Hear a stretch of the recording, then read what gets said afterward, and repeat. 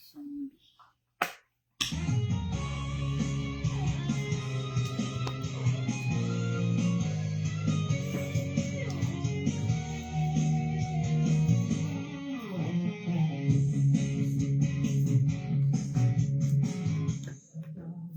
Okay, God's morning mga kapatid. Isang mapagpalang umaga. Ngayon po, araw nito ng Friday. Malamig, medyo umuulan.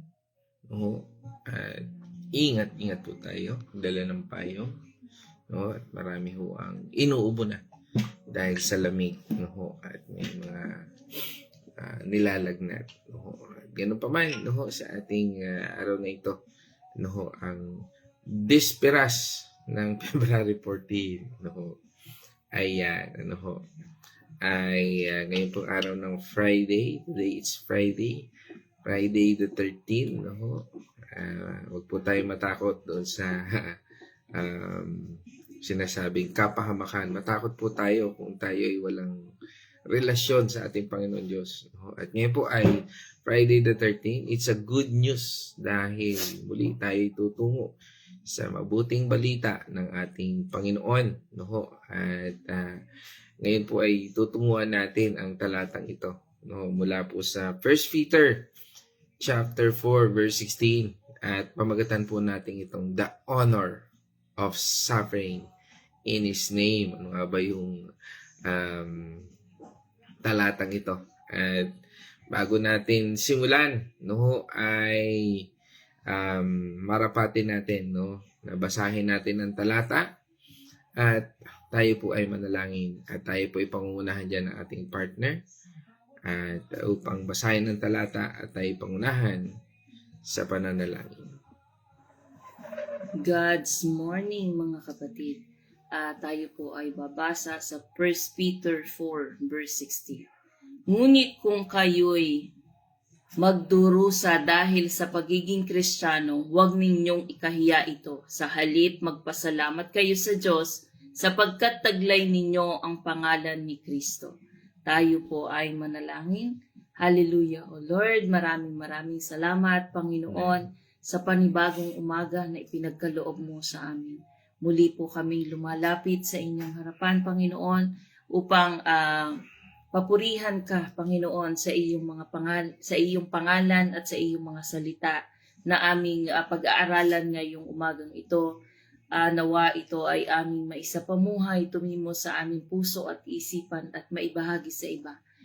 Panginoon, pangunahan po kami sa aming mga gagawin mula ngayong umaga hanggang mamayang gabi na kami ay tutulog na, Panginoon. Nawa ikaw ang makita sa buhay ng bawat isa sa amin, Panginoon. Maraming salamat, O Lord, at ang lahat po ng may sakit, Panginoon, kami po ay humihiling na ng kagalingan para sa kanila, Panginoon. Amen. At ganoon din po, Panginoon, kami po ay humihingi ng kapatawaran sa lahat ng aming mga nagawang kasalanan, O Lord. At kami po ay nagpapakumbabang lumalapit sa inyong harapan, Panginoon.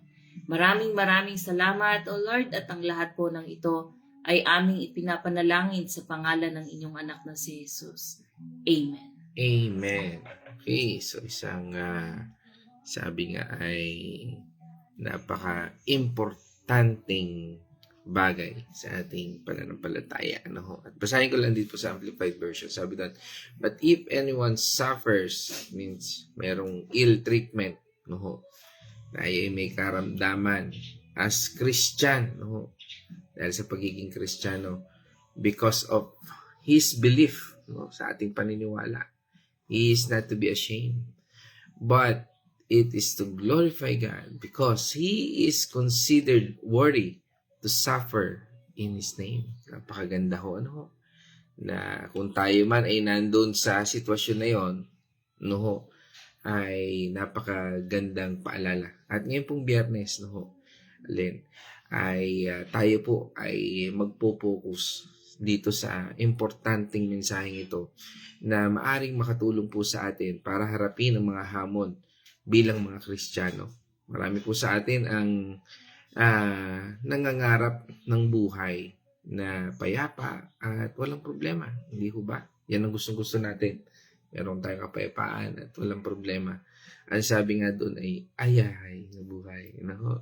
Ayahay, ayahay. At walang naman pong masama doon. Pero ano nga ba ang dapat nating gawin kung ang ating paniniwala sa ating Panginoong Kristo mismo ang dahilan ng ating pagdurusa? Ito po ang ating pag-aaralan niya. At yun yung ating binasa kanina. Sabi nga ay napinamagatan nating the honor of suffering in His name. Okay, ito pong aklat na ito ng 1 Peter ay isinulat ni Apostol Pedro noong mga unang dekada ng Kristyanismo.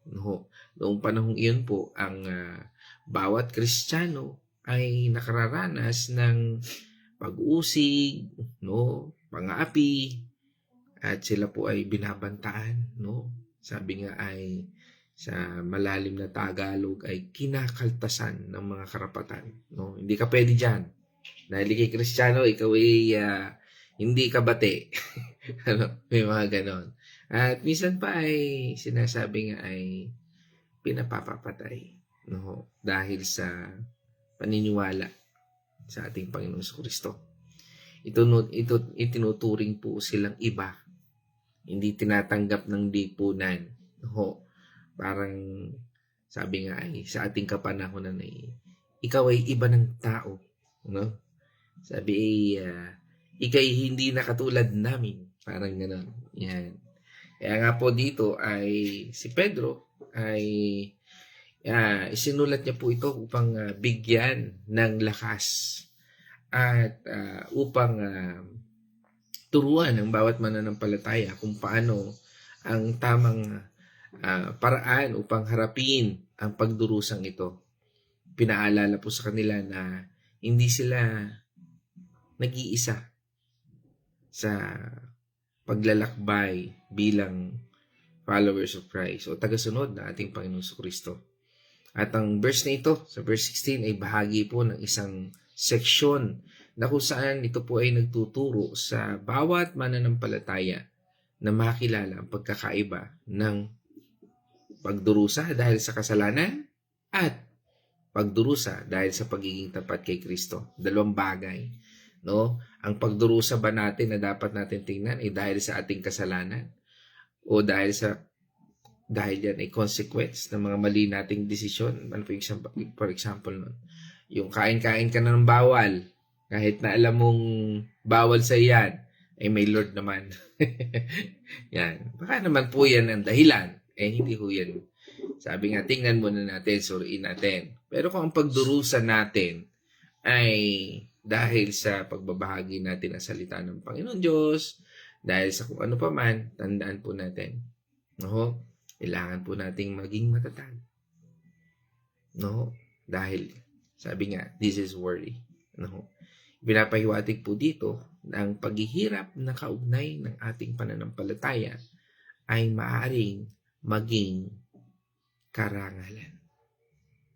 Hindi isang bagay na dapat ikahiya. Kaya nga po ang buong kontekstong ito ng talatang ito ay makikita natin. Basahin po natin yung buong talata.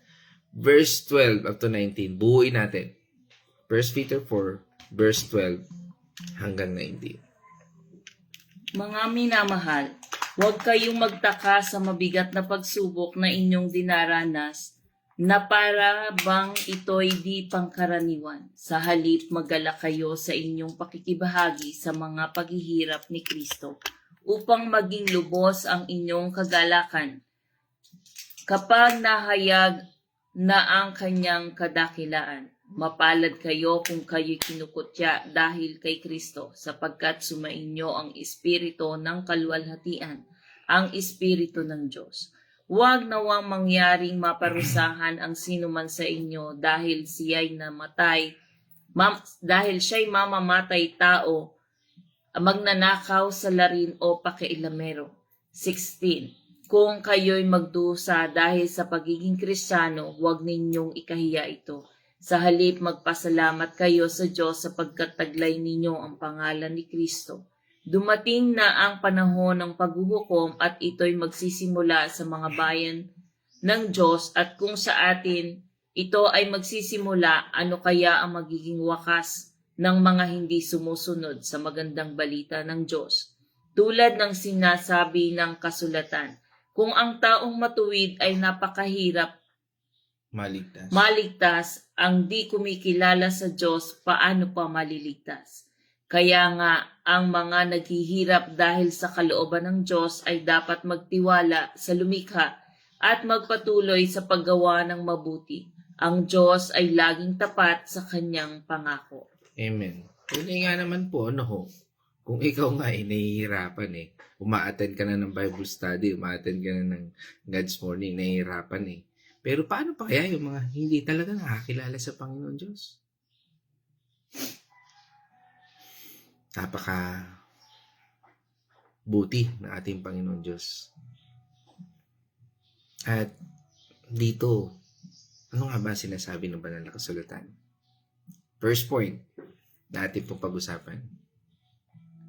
Ang dahilan ng pagdurusa ay importante. Kung tayo nagdudurusa, importante po yan. Hindi lahat ng pagdurusa ay para sa Diyos.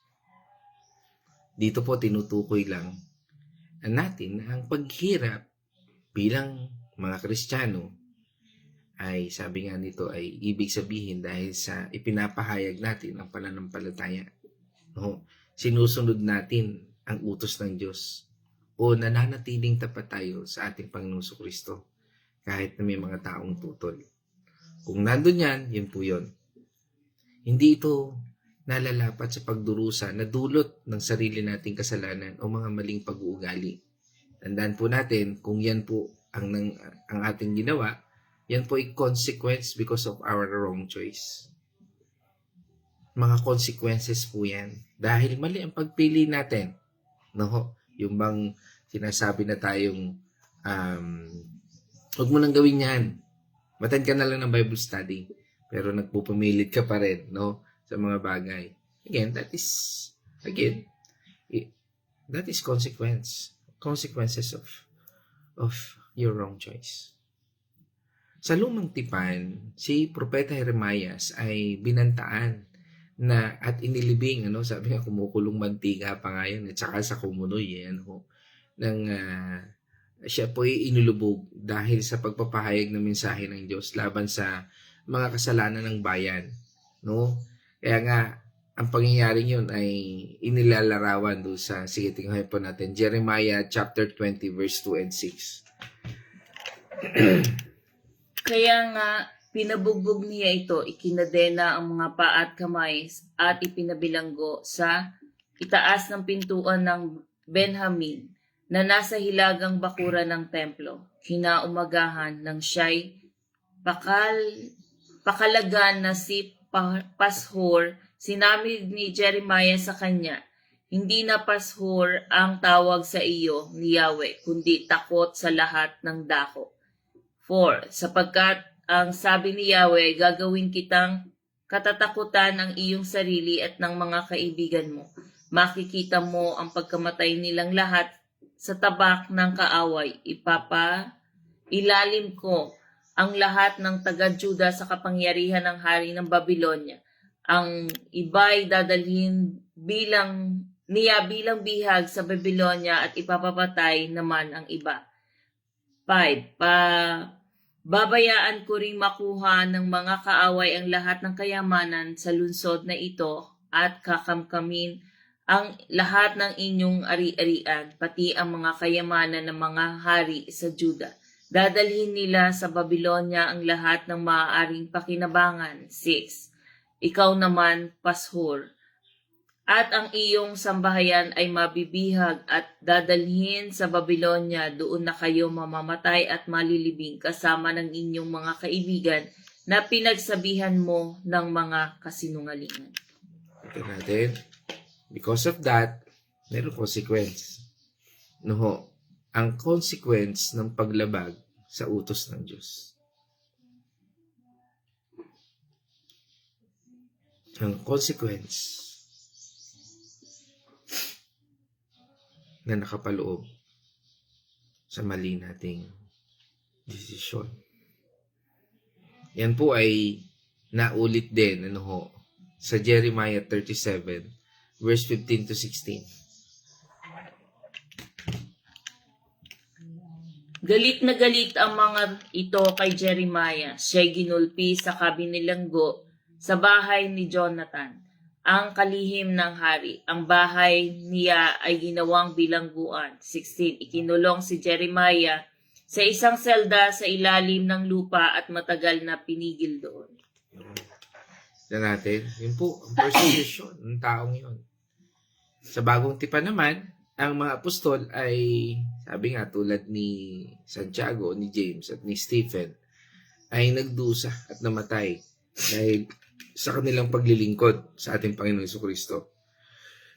Wala pong sino man sa kanila ang sumuko, kundi na natiling tapat sa kanilang paniniwala. At sabi nga ay, yan po ang naging pamantayan ng mga lingkod ng Diyos sa pagpapahayag ng salita ng Panginoon Diyos. Ikalawang puntos, dito po sa ating pinag-aaralan, huwag tayong maya. Sa mundo ngayon, minsan parang nakakahiya ipakita ang ating pananampalataya, di ba? Sinabi, born again ka? Parang titignan mo muna, sino ito nagsasalita? Ito ba ay huhusgahan ako? Pagtatawanan ako?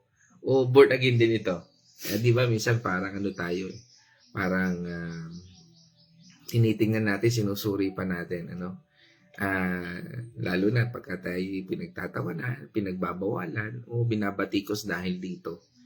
Pero sabi po ng banal na kasulatan, no, hindi tayo dapat mahiya dahil ang pagiging Kristiyano o tagasunod ng ating Panginoon Jesucristo ay isang karangalan. Kahit na may kasamang paghihirap. Si Apostol Pedro mismo ay minsan nang tinanggihan si Jesus para hindi mapahamak. Diba? Balikan po natin yon ang pagtilaok ng manok. Sa Matthew 26, verse 69 to 75.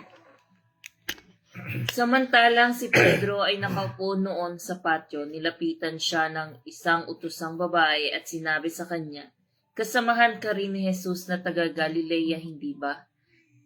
70. Ngunit nagkaila si Pedro sa harap ng lahat. "Wala akong nalalaman sa mga sinasabi mo," sagot niya. 71. Pumunta siya sa may pintuan at nakita siya ng isa pang utosang babae. Sinabi nito sa mga naroroon, "Ang taong ito ay kasamahan ni Jesus na taga Nazaret." 72. Muling nagkaila si Pedro. "Isinusumpa ko, hindi ko kilala ang taong iyon." 73. Makalipas ang ilang sandali, lumapit kay Pedro ang mga naroon at sinabi nila, "Isa ka sa mga tauhan niya, halatang halata ka sa punto ng iyong pagsasalita." 74. Sumagot si Pedro, "Mamatay man ako, talagang hindi ko nakikilala ang taong iyan." Pagkasabi nito, tumilaok ang manok. 75. Naalala ni Pedro ang sinabi ni Jesus, "Bago tumilaok ang manok 3 beses mo akong ikakaila." Lumabas siya at tumangis ng buong kapaitan. Iyon, no? Mismo yung ating author, no?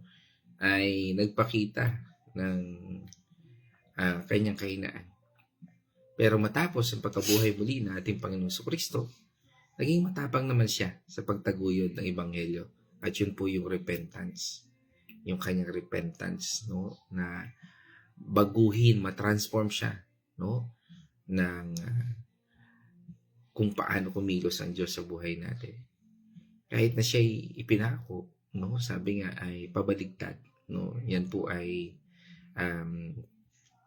ang sinapit na ating buting apostol na ito.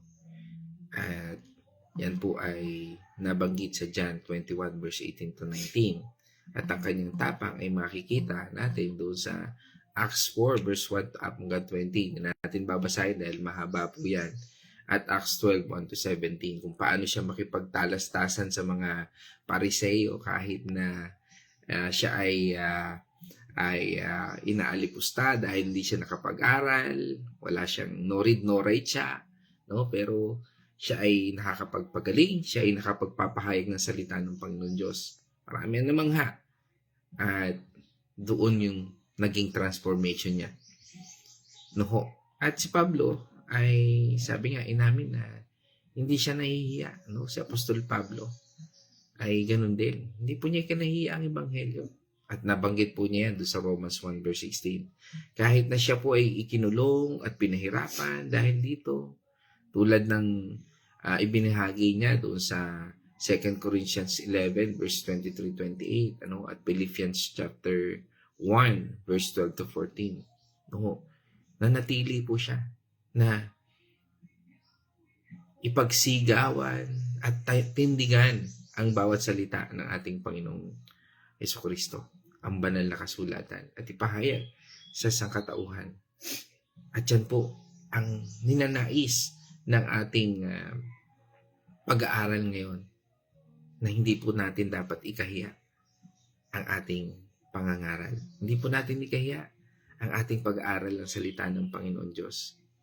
Hindi po natin dapat ikahiya na siya ang siyang naghahari sa buhay natin. Hindi natin dapat ikahiya na ang kanyang salita ang siyang namumutawi sa buhay natin. Katulad nung bahagi, no? Sabi nga, halata sa iyong pagsasalita, no? Sabi nga kasi, dahil pag talagang ikaw ay lingkod ng Panginoon Diyos, mararamdaman mo sa isa-isang tao, may kakaiba sa taong ito, no? At yun ay hindi dahil sa atin, kundi dahil sa presensya ng ating Panginoon Diyos. At dyan po tayo papasok sa 3 punto natin, ang purihin ng Diyos. Dahil patuloy nating pinupuri ang Panginoon Diyos, ito ay magre-reflect na parang katulad ng salamin na humaharap sa araw. Di ba? Pag ang salamin iniharap mo sa araw, tinapat mo sa isang bagay, sumasalamin siya. Ganon din sa buhay natin. Kapag ang araw o ang Diyos o salita ng Panginoon Diyos ang siyang pinagkukunan natin para itong sinag na tumatapat sa bawat tao sa buhay natin. At ang pagpupuri natin sa Panginoon Diyos, ang isang bahagi na dapat na itatapat natin sa mga tao na ating nakakahalubilo. And this is the most important part. Ang pagpupuri sa Panginoon Diyos. Kahit na nasa gitna tayo ng pagdurusa. Ayon sa mga pag-aaral, ito po ay dahil itinuturing tayo ng Diyos na karapat-dapat kahit naman hindi. Diba? Kahit hindi tayo karapat-dapat, pero ang turing niya sa atin karapat-dapat. Bakit? Dahil nasa atin si Kristo. Iyan ang pinakadahilan. Dahil tinanggap mo si Kristo bilang iyong Panginoon at tagapagligtas. Dahil pinipilit mong sundin, pinipilit mong mag-aral ng salita ng Panginoon Diyos. Kahit nahihirapan ka, kahit may struggle ka, kahit may sakit ka, kahit ano pa man ang iyong nararanasan. You choose to be in the presence of our Lord Jesus Christ.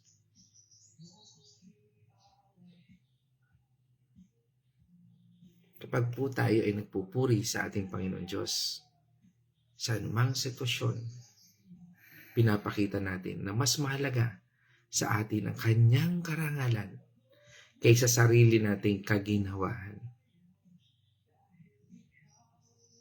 Nang si Stephen ay binato ng kanyang mga kalaban, hindi niya sinisi, kundi nagdasal siya para sa kanila at pinuri ang Diyos hanggang sa uli. Mga pangyayaring, sabi nga, sige, tingnan po natin yun. Acts 7, verse 54 to 60. 7. Gawa. Yes, gawa. 7. 54 hanggang 60. 54. Nagalit kay Esteban ang buong Sinedrin nang marinig iyon at nagngit-ngit sila laban sa kanya. Ngunit si Esteban ay puspos ng Espiritu Santo ay tumingala sa langit. Nakita niya ang kaluwalhatian ng Diyos at si Jesus na nakatayo sa kanan ng Diyos. Kaya't sinabi niya, nakikita kong bukas ang kalangitan at ang anak ng tao ay nakatayo sa kanan ng Diyos. Tinakpan nila ang kanilang tenga at nagsigawan pagkatapos. Sabay-sabay nilang sinugod si Esteban. Kinaladkad palabas ng lungsod upang batuhin. Inilagay ng mga saksi ang kanilang mga balabal sa paanan ng isang binatang nangangalang Saulo. At pinagbabato nila si Esteban na nananalangin naman ng ganito, Panginoong Jesus, tanggapin mo po ang aking espiritu. Lumuhod si Esteban at sumigaw ng malakas, Panginoon, huwag mo po silang panagutin sa kasalanang ito, at pagkasabi nito, siya'y namatay. Amen. Praise God. Si Saulo, yun yung Pablo. No, si Apostol Pablo. Kaya nga po, ang mga apostol na pinahirapan ay nagsimulang magpuri, no? At hindi dahil sa pangyayari yan, kundi dahil sa kabutihan ng Diyos. Imagine ninyo, doon lamang sa Biblia natin nakita nung namatay si Stephen na tumayo ang ating Panginoong Hesus dahil sa pananampalataya na ito. Nung sinabi niya, huwag niyo pong panagutin. At ang mga apostol ay katulad din ito nung sila ay nabilanggo, no? Sila po ay nagpuri sa Panginoon, no? Nung sila ay nakalaya dahil sa nung panahon pong ito ay sila po ay pinahuhuli, binibilanggo, ano? At yan po ay naitala sa Acts chapter 5 verse 17 to 42. Huwag na po natin basahin dahil mahaba, ano? Kung kayo po ay take note yun na lamang po upang maging reference natin. No, ulitin ko po, Acts 5 verse 17 hanggang 42. Ang ating Panginoong Hesus ganun din. No? Nagdasal siya para sa kanyang mga ubusero o yung mga nagpahirap sa kanya habang siya ay nasa krus. No? Tunghayan po natin yun. Luke 23 verse 34. 23. Yes. 23. Verse 34. Sinabi ni Jesus, Ama, patawarin mo sila sapagkat hindi nila nalalaman ang kanilang ginagawa. Pinaghati-hati nila ng mga kawal ang damit ni Jesus. Sila'y nagpalabunutan upang malaman kung kani-kanino mapupunta ang bawat kausuotan niya. Amen. Halos katulad, ano? At sa atin po ngayon, bilang mga Kristiyano, bagamat hindi po tayo karaniwang pinapatay dahil sa ating pananampalataya, tulad ng mga ating nabanggit, mga unang Kristiyano, marami pa rin po tayong nararanasang iba't ibang uri ng paghihirap bilang mananampalataya. Lalo na po sa panahon ngayon. Lalo na sa pamamagitan ng online, no? Online community. Marami po sa atin ngayon ang hindi naman talagang tanggap, lalo na yung mga minsan ay sa mga pangangaral ng salita ng Panginoon Diyos. No, ilan sa atin yung iba po ay naiinis. Ayaw pa rin nila kasing mabago yung buhay nila, no? Pero sa ating buhay, tayo ba ay magpapatuloy o hindi?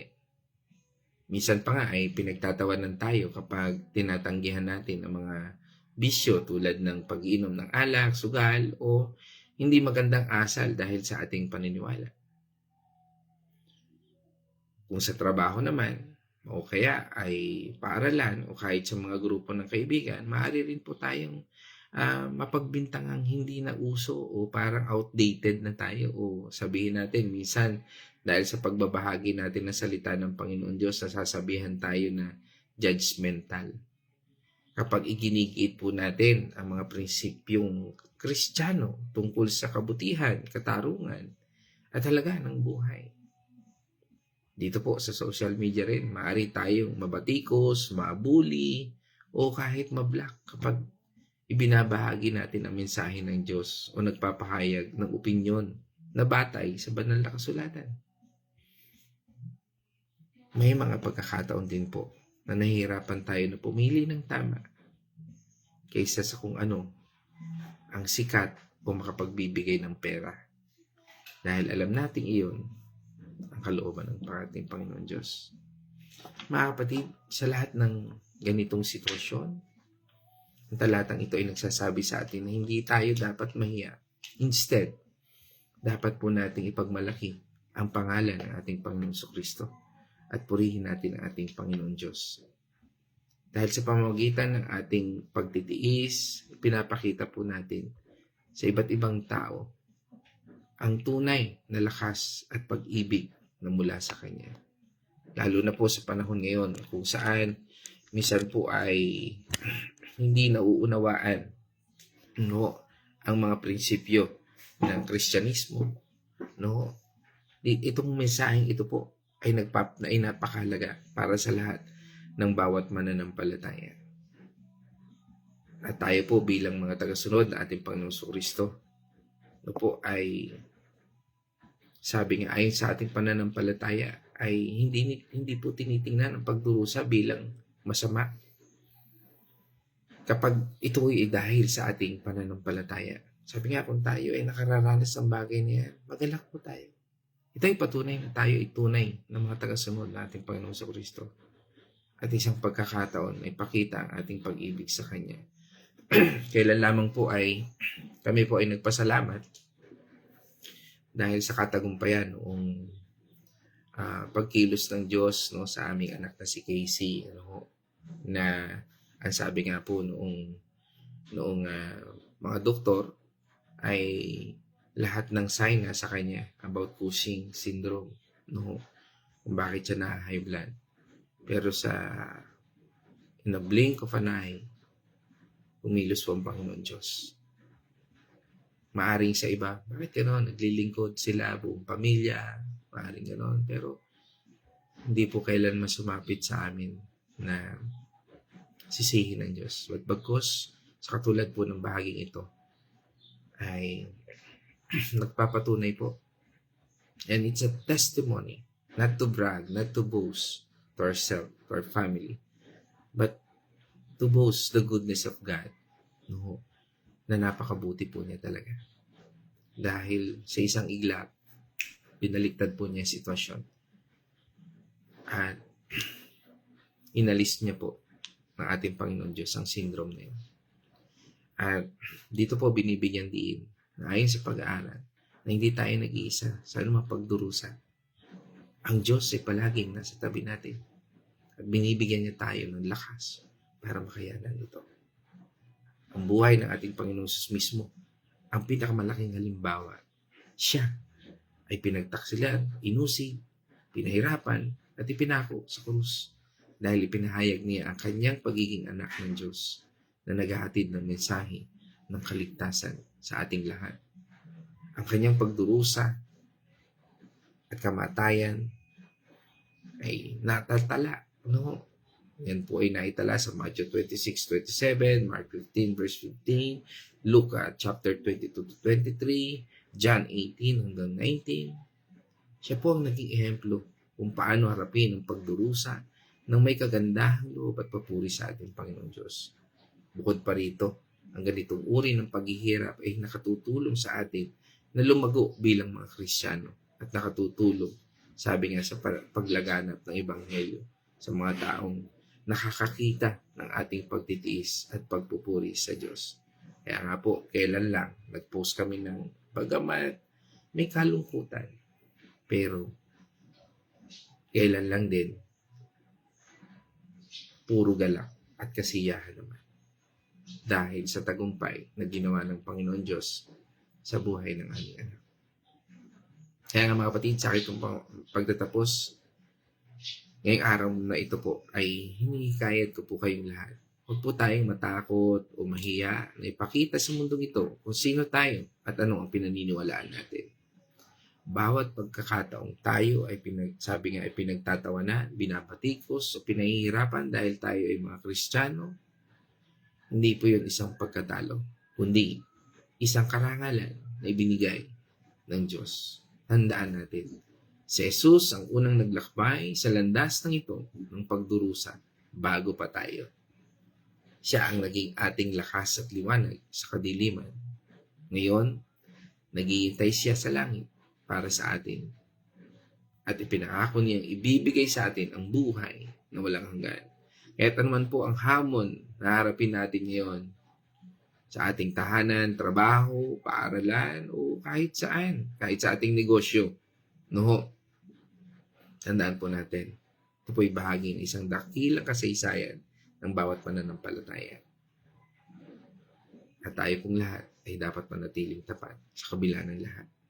Purihin natin siya sa lahat ng oras. Ipagmalaki ang pangalan ng ating Panginoong Hesus at manatiling matatag sa ating pananampalataya.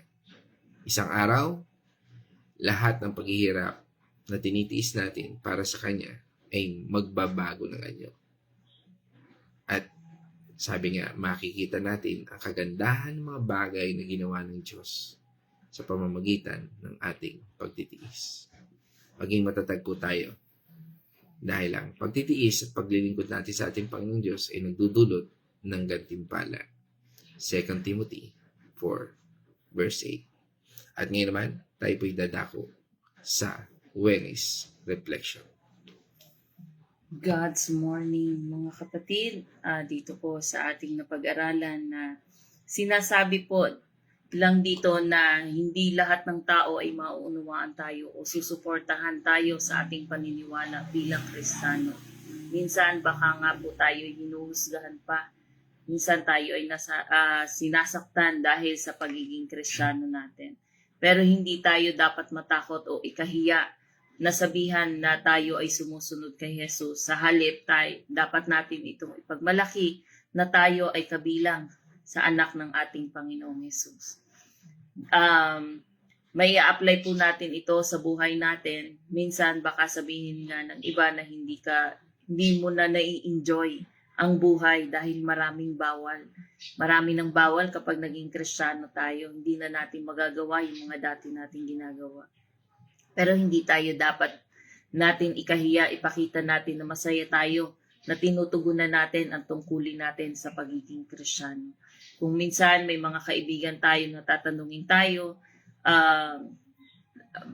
bakit ka nagsisimba, bakit ka nagdadasal, sabihin natin ng diretso, ipagmalaki natin ang ating Panginoon na mahal tayo at nasa buhay, nasa presensya tayo ng Panginoon. Amen. Kahit na may pagkakataong mahirap na panindigan, tandaan natin na mas mahalaga na maging tapat sa Diyos kaysa sumunod sa kung ano ang gusto ng iba. Isa po sa mga naging inspiration ko po lately, yung siguro naman po kilala nyo si IC, yung sa sex bomb dancer, kilala nyo naman po ang sex bomb, di ba? Kasi si IC po ay umalis doon sa grupong yon kasi nga yung mga kasuotan nila, nung naging Kristiyano siya, umalis siya doon sa grupo kasi hindi na niya natatanggap yung mga sinusuot nila, yung mga kanta nila kasi nga doon sa mga suot nila, minsan bra at saka maikling short lang sila. So umalis siya doon. Di po ba lately nagkaroon ng concert ang Sex Bomb. Isa po siya sa mga dapat magpe-perform pero pinanindigan niya na hindi. Kahit na successful na ilang beses, 5 na po atang concert ng Sex Bomb na successful, pero pinanindigan niya na hindi siya sasama uli doon. Although nakasuporta siya sa mga kaibigan niya, pero hindi na siya magpe-perform gaya nung ginagawa ng mga friends niya, ng mga kagrupo niya.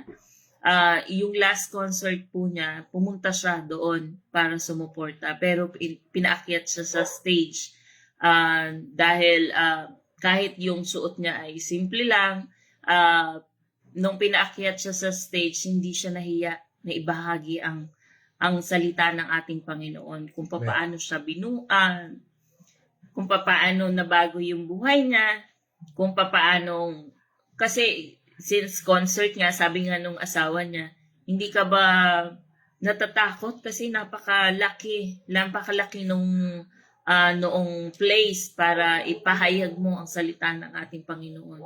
Pero hindi siya natakot, nanindigan siya. Ipinahayag niya yung salita ng ating Panginoon kahit na hindi dapat, kasi nga concert yun noong grupo niya dati, pero isiningit niya yung nung nabigyan siya ng opportunity na makapagsalita, nagbahagi siya ng salita ng ating Panginoon. Kaya napakabuti ng ating Panginoon, yun po yung isa sa naging inspiration ko lately kasi napaka-bold niya, napaka-tapang niya para magsalita. Sabi nga niya, nabigyan siya ng opportunity na ipahayag ang salita ng ating Panginoon. Kaya kung tayo po ay dadating din sa sitwasyon na yon na yung mga friends natin na mga kasama natin dati sa kalokohan ay nabigyan tayo ng pagkakataon na magbahagi ng salita ng ating Panginoon, gawin po natin. Sapagkat ang Holy Spirit po ang sasama sa atin upang ibahagi natin ang kanyang kabutihan sa buhay natin. Yung mga testimony po natin, napakalaking impact po niyan sa ating mga kasama dati sapagkat mas kilala po tayo ng mga kasama natin dati sa old self natin. Kaya po magtataka sila bakit nabago ka na, iba na yung pananaw mo, iba na yung pananalita mo sapagkat ang Panginoon na po ang nasa atin. Ang Panginoon na po ang nangunguna sa buhay natin at siya na nagsasalita para sa atin. So yun lamang po, maraming salamat po at patuloy po nating panindigan ang salita ng ating Panginoon. Salamat po. Napakaganda nun, no? Isang bahagi na tayo ay nagamit ng Panginoon, no? Ano kaya kung sabi nga doon sa libo-libong tao na yun nandun, ano? O sabihin natin, abot ba ng million yun? Hindi, ano? 15,000, no? Mowa Arena. Mowa Arena. Ganang capacity. Oo, hindi natin alam. Marami pang nakatayo. Sabihin na natin ay lagay na lang natin sa bilang na 10,000, no? Yan ang inyo. Tuntua ang Panginoon, no? Dahil nagamit yung sitwasyon. Yun. Napakaganda. Amen. Purihin ng Diyos. At ngayon naman tayo dadako sa ating comment section. At batiin natin ang ating mga kasama ngayon, no? Yan, sa pangunguna ng aking magandang nanay. Yan. Yan. Mula sa Santa Rosa, Laguna. Pagbati natin sa Getgano, Mercado Family. Yan, kasama natin aking nanay. Siyempre, pagbati ko sa aking anak na si Casey. At siyempre, ganoon na rin kay Kyle. Kahit nasa Batangas siya. Yan. At siyempre sa aking kapatid, kay Caroline. Yan. At sa aking mga pamangkin, kay Princess, kay Shai, kay Jello, kay CJ, at kay Baby Sian ko. At syempre kay Luna na rin. Yan. At sinundan po yan ng, sa ating kapatid na taga Bulacan, no? Yan, nandito po sumunod si Naigori, no? At Benaluz, at syempre batiin na rin natin ang ating mga kapatid dyan sa Bulacan Chaong, yan ang Kuya Chris, ang Nanay Marta, no? At ang kanilang mga anak, mga apo, manugang, ano ho. Ayan, isang mapagpalang umaga po dyan sa ating sa Bulacan. Yan, at kasunod po natin dito ang ating kapatid, no? Yan, si Sister Grace, no? At pagbati natin sa buong Biray family, siyempre kay Brother Mike, no? Kay Miko, kay Carl, kay Ellie, at sa aming mga baby, kay Dion, at kay Butchay, sa aking inaanak, na rin kay Dayan, dyan po sa Bae, Laguna. Yan, at pagbati rin natin sa ating kapatid, no? Yan, ingat kayo dyan sa site, no? Dyan sa Cavite. Yan, at yan, kasama po natin si Bernard, no? Castillo Mandigma, at pagbati na rin natin sa kanyang may bahay dyan sa Candelaria, Quezon, no? Kay Daisy, no? At sa inyong mga anak, at sa lahat-lahat yan. Ingat po tayo. Yan. At from Cocolan, San Pablo City, kasama po natin atin pong ating si Ma'am Daisy Dalisay from DepEd, kay Ma'am Siren, kay Ma'am Siren Dalisay. Sa mapagpalang umaga po sa inyo, Ma'am, at sa inyong buong pamilya. Yan po sa Cocolan, no? Barangay del Remedio, San Pablo City. Yan. At yan, from Carmelite San Pablo at Iloilo, no? Kasama natin ang pamilya ng Susana Tanyo, yan, sa pangunguna ni Brother Arthur, ni Kumaring Carmelen, no? At ni ating kasama natin dyan si Pau, no? At si at si Julene, no? Isang mapagpalang umaga, no, sa inyo diyan at sa lahat ng buong pamilya diyan sa um, San Pablo at sa Iloilo. Yan, isang mapagpalang umaga. At syempre, pagbati ko na rin sa aking mga inaanak. Yan, kay Tyron at kay Janessa, no, sa Azucena family. Yan, at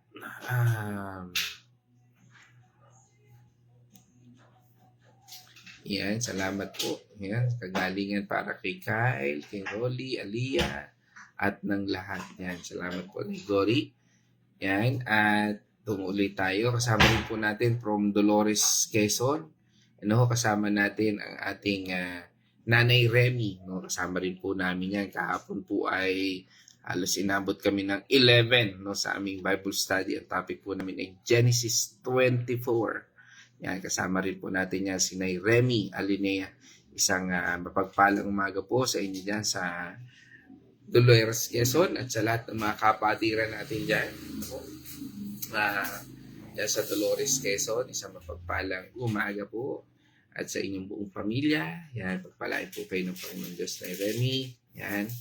At kasama rin po natin from Villa Escudero, ang Patual family, yan, sa pangunguna po ni Nay Winnie Patual. Yan, isang mapagpalang umaga po, Nay Winnie. Yan, pagpalain po kayo ating Panginoon Diyos. Yan, at sama rin natin from King's Chapel, no, ang senior pastor o head pastor ng King's Chapel, no, na si ang aking padi, no, aking kumpare, si Pastor Noriel Camus, no, yan, sa King's Chapel Church, no, diyan sa Barangay San Ignacio. Yan, isang mapagpalang umaga sa inyo diyan, paring Noy.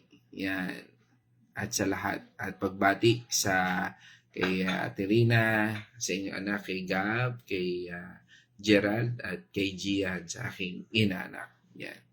At yan, kasama rin po natin ngayon, siyempre, ang ating kapatid, si Nanay Josie. Yan, isang mapagpalang umaga po sa inyo, Nanay Josie, na lagi nating na kakasama at dalangin ko po ang patuloy na kalakasan sa inyong pong buhay. God bless po. Yan, Nay Josie. Yan, at from Santa Elena na yata o San Cristobal ito, no? Ang Lat family, yan, kasama po natin si Brother EJ, no? Lat, no? Isang mapagpalang umaga. Pasyal ka naman sa church, no? Medyo malapit-lapit naman sa iyo. No, diyan sa Bulacan, no, Chaong, no. May church na tayo diyan, no. Iyan, at God bless kapatid, no. Isang kagalakan na makasama ka dito sa ating daily devotion. Yan. Yan po ang kasama rin natin, ano. At kasama rin natin, no, sa ating isang kapatid, no, from San Pablo City, at pagbati natin sa buong Rodriguez family. Kasama po natin si Brother Greg, no, sa mapagpalang umaga sa iyo kapatid. Yan, at God bless, no, sa buhay mo, at patuloy kang lumakad ayon sa kalooban ng ating Panginoon Diyos. Yan, at okay, kasama rin po natin from yan, kasama rin po natin ito kagabi, ano, from Dubai, no, kasama po natin ang ating kapatid si Maria Bonalos. Isang mapagpalang umaga sa iyo, no, at purihin din Diyos sa buhay mo. Okay, so yan, sabi nga, yan, no, ay ito, at from Makati City, kasama po natin ang Rianzares family. Yan, sa pangunguna ni Sister Babes at Kuya Ramil, no, at sa inyong buong pamilya, sa inyong mga anak. Sabi nga niya dito, ipakita natin ang kabutihan at kung paano kumilos sa ating buhay ang ating Panginoon. Maging instrumento tayo na makita sa atin ang pagiging Kristiyano. Ibahagi natin ang salita ng Panginoon at dali lang po. Instrumento. At huwag tayong mahiyang, sabi ngayon, magpuri sa Panginoon. Isang karangalan na isa ako sa binago at pinili ng ating Panginoon dahil sa Panginoon lahat ng bagay ay naunawaan ko at nalalaman ko kung gaano kahalaga ang may Panginoon tayo sa buhay. Purihin ang Diyos sa buhay mo, kapatid. Yan, at pagbati rin natin sa ating kapatid from Santa Rosa, Laguna, kay Kuya Rica Sumar, no? At sa ating mga kasamahan dyan, no? Mga kapatid natin dyan sa construction dyan, ingat po tayo at patuloy na manalangin bago magsimula at pagkatapos, no? Ingat po yan sa ating lahat dyan, kila Kuya Dave, no? Yan, at sa inyo dyan, Foreman Rick, no? Kay Brother Rick. Yan, at kasama rin po natin yung araw na ito ang Dalangin Family from Dolores, Quezon, no? Yan, sa panguna po ni Tatay Victor at ni Nanay TC. Sa mapagpalang umaga po sa inyong buong pamilya, sa inyong mga anak, mga manugang, at sa lahat po dyan. No? Iyan. No. Yan. At dito po ay yan. Pagbati rin po natin, no? Kasama rin po natin ang Donoso family. Yan, sa pangunguna ng aming host kagabi. Yan, si Ate Nela Donoso. Sa mapagpalang umaga po at pagbati sa iyong buong pamilya dyan, kila Kuya Tony at sa inyong mga anak at mga manugang at sa inyong mga apo. Yan. At pagbati rin natin, no, sa ating sa ating kapatid, no, kay Pastora Fe Andal Artillaga. Yan, isang pagbati natin sa buong ang kanila. Yan, Andal Artillaga family. Yan, kay Malu, kay Michelle, kay Abby, at sa lahat ng inyong mga manugang at inyong mga apo. Purihin po ang Panginoon Diyos at dyan po tayo magtatapos. Nawa tayo po ay napagpala ng ating pong pinag-aralan ngayon. At nawa tayo po ay maging matatag ayon po sa kalooban at kabutihan ng ating Panginoon Diyos. At dyan po tayo magtatapos. Tayo po ay manalangin. O maraming Diyos na makapangyarihan, muli kami po ay nagpapasalamat sa katagumpayan ng gawaing ito. At ikaw po ang aming patuloy na pinupuri. We acknowledge, Lord, na ikaw ang pinakamagaling na guro sa pamamagitan ng iyong banal na Espiritu na siyang sumama sa amin. At salamat, Panginoon, sa iyong patnubay at gabay sa bawat isa sa amin. Maging kami man po, Panginoon, ay magkakalayo, pero ginamit po, Panginoon, ang gift of technology na ito upang ikaw ay aming mapupurihan. Salamat, Panginoon, for allowing us, O Lord, na to share, O Lord, yung kabutihan mo. Salamat, Panginoon, at patuloy kang mangusap sa bawat isa at bigyan mo po, Panginoon, ng kalakasan na nagmumula lang sa iyo.